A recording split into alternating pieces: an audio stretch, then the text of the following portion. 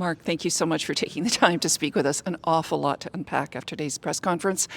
It deteriorated a bit, and with the QP and the flight attendants arriving and interrupting it, and following that, there was a bit of an emotional press conference. Now, so the result of that is that you've got someone in tears that plastered all over the consumer media right now. Doesn't put Air Canada in the best light. It paints a contentious picture out in the marketplace. Tell us your position vis-a-vis that type of outlook, because we in the industry know there is no good guy and bad guy. We know that it's very complex to run an airline, but I'd love to hear your perspective. Sure, and thank you very much. So of course, we find QP's decision to strike deeply disappointing and regret the incredible impact that this is having on our customers and of course the travel trade that need to support our customers through this and all the extra work that they're going to face as a result. It's really deeply unfortunate, and I'd just start off by saying thank you very much to the entire travel trade community for everything you're doing. You've always been there for us, and we really appreciate it. We have the best flight attendants in Canada, the very best. And they deserve to be compensated commensurate with that. And that's exactly why the offer we've put on the table provides for increases of compensation of 38%. And that includes industry-leading medical insurance, a pension plan, travel benefits, and other perks. So we really want to ensure that our flight attendants get a deal that recognizes the contributions that they bring every single day. Of course, this situation is deeply unfortunate. We will arrive at a conclusion, but we recognize the impact that it's having right now.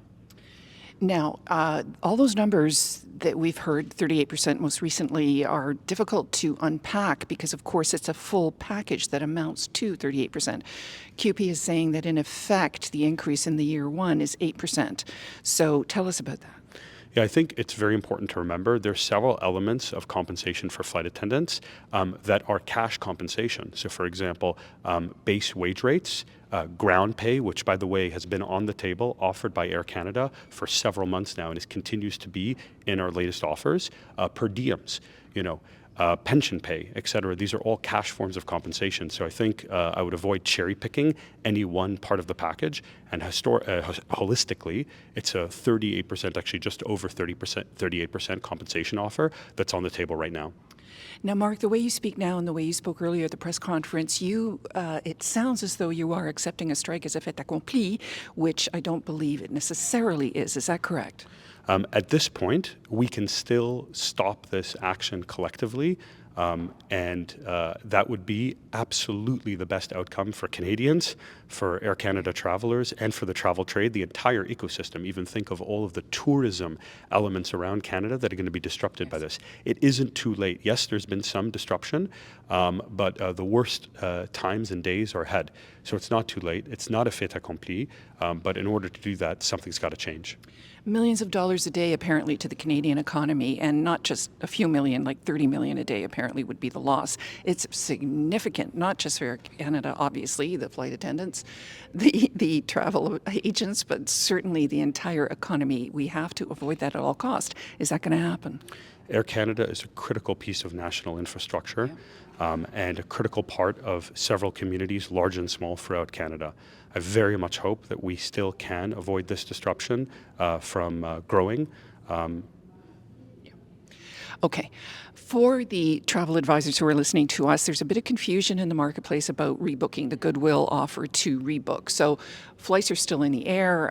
Presumably, hopefully, they will continue to be so until they aren't, right? We can't know. You're already starting to pull back a couple of dozen flights today, correct? And then by the end of tomorrow, you had said 500. Tell me more about that. For sure. So we have right now the goodwill policy that we made available starting on Tuesday to customers and to the travel trade community that allows for a full Air Canada credit of any ticket for travel between Friday till the end of Monday. It also, of course, allows a rebooking with no ad collector change fee going until September 12th, and then from September 13th to the end of the schedule with no change fee. So those are the facts of what's available. Can I just stop you on that front? Sure. So only as of Monday. So what happens if someone wants to rebook today or tomorrow? Yes, so we published the policy on Monday. So if somebody wants to rebook today or tomorrow, it still continues to be valid. But not for travel until the 21st, correct? No, for travel, for Friday, Saturday, Sunday, and Monday. Okay. So, because to us, there was a window from the 16th to the 21st whereby you had to actually pay a fee in order to rebook. For any customer with any flights scheduled for departure on Friday, Saturday, Sunday, or Monday, even if they have other flights on other days in their itinerary, the entire PNR is eligible for the current policy. And then, of course, should we cancel a flight, we offer full refunds of the ticket as well as any associated ancillary services from Air Canada, or the ability to rebook for a later date, and again, with the waivers in place. Understood. Okay. Tell me a little bit about the de-escalation of the aircraft. Of course, you cannot pull all the flights overnight. That would be outrageous. So you're starting to pull back slowly. Yeah, I think, again, it's really important. We all know, the community knows the size and scope of Air Canada, Mainline and Rouge. We're talking about 40,000 employees. We're talking about 250, actually about 260 aircraft, and 200 destinations in 65 countries. In order to ground, what we need to do is ensure we have good track of all of our people, regulatory purposes, rest purposes, our responsibility first and foremost. We need to ensure there's sufficient parking space. Air Canada is so big of an airline that we can't actually have enough parking space to ground the fleet in our hubs. We would literally block the airport from operability for other carriers, and of course we can't do that. So we have to move aircraft to airports all around the world. In the United States, in Europe, and Asia, we will have aircraft park. So that needs to happen. We don't know how long a strike will last for, so we do need to put the aircraft into at least short-term temporary storage, and I'll share a little bit more detail given the nature of the community. It includes covering all of the sensitive surfaces of the aircraft. It includes maintenance procedures that will take thousands of hours collectively amongst the entire fleet, and that's just the beginning of what we need to do. So that's why the ramp down period has already begun. Now, I should say, our biggest focus is ensuring as smooth of a ramp up as possible.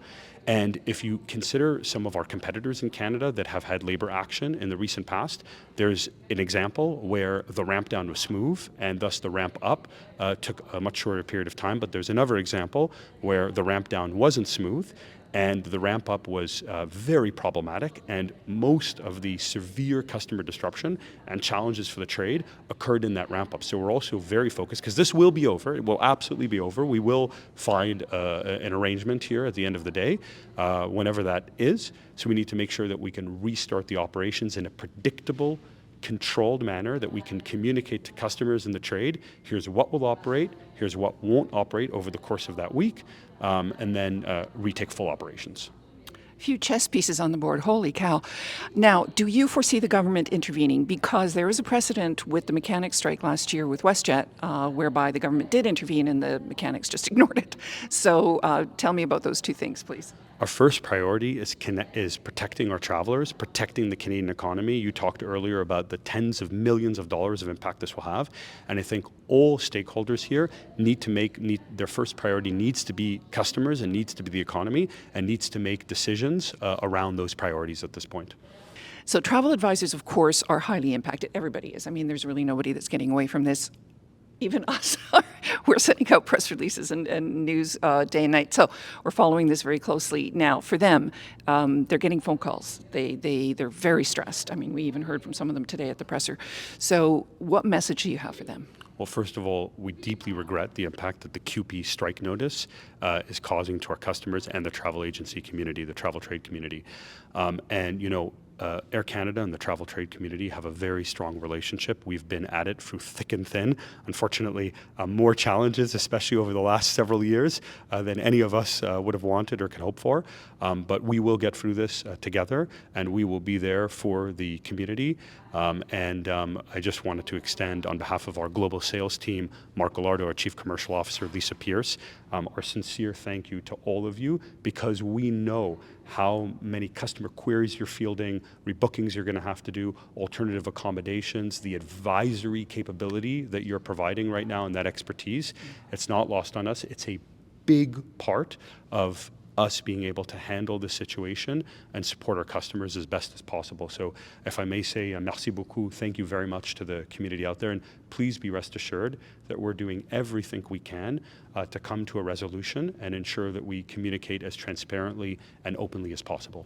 So before I let you go, you guys are dealing with back-to-back negotiations, of course, the pilots last summer, and or in the fall rather, and there was a precedent-setting agreement that was made in the States that they used to leverage a better deal. Now, in the United States at the moment, there's United, which is negotiating with their flight attendants. They offered 42%. It was rejected.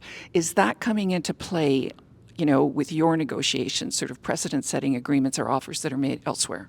Air Canada flight attendants are the very best in Canada, and they deserve to be compensated as such. The proposal we have on the table does exactly that. It ensures that they are the very best compensated in Canada, and whatever arrangement or deal we end with, it will be one that provides for the best total compensation for our flight attendants of any Canadian airline. So why are the flight attendants saying that they have not received these offers? There's such a big gap between what you are saying and what they are saying. So I'm not understanding how this isn't being bridged. I'd really have to ask you to ask that question of CUPE, but we set the record straight earlier. We've been at the table since December, and we've proactively made offers that would make our flight attendants the best compensated in Canada. I should also note we haven't asked for one single concession in any aspect of the agreement. No concession on work rules, no concession on flexibilities, no concession in any form of compensation. This agreement is about increasing the compensation, improving the quality of life of our flight attendants, and that's what we have on the table. Thanks for your time, Mark. Appreciate it. Thank you so much, Nina, and thanks to everybody.